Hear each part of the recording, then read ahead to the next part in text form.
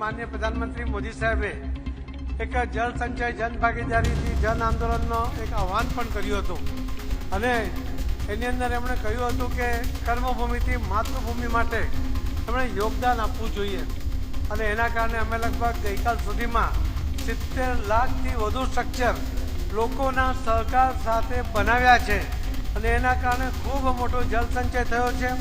આપણે અહીંયા પણ લગભગ 2 BCM પાણી કે આપણે વધારાનો સંગ્રહ કરી શક્યા છે. તો આ જળ સંચયની જે વાત છે એ તો ઇન્ડસ્ટ્રીએ પોતે પણ કરવું જોઈએ છે. આપણે જાણીએ છીએ કે આપણે લગભગ 83% પાણી એ આપણે એગ્રીકલ્ચરમાં વાપરીએ છીએ, 14% પાણી આપણે કોમ્યુનિટીમાં વાપરીએ છીએ અને ફક્ત 2.5% પાણી આપણે ઇન્ડસ્ટ્રીમાં વાપરીએ છીએ. પરંતુ ઇન્ડસ્ટ્રી જ્યાં હોય છે ત્યાં વધારે પાણી વાપરે છે અને પોતાની જરૂરિયાત માટે એ ઘણીવાર જમીનમાંથી પાણી ઉલેચે છે.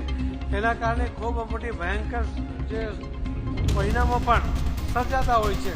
ત્યારે મારે સૌ ઇન્ડસ્ટ્રીયલિસ્ટને પણ અહીંયા કહેવું છે કે આપ સૌ પણ જમીનમાંથી પાણી ઉછળવાને ઉલેચવાને બદલે સરફેસ વોટર જ મેળવવાનો પ્રયત્ન કરો.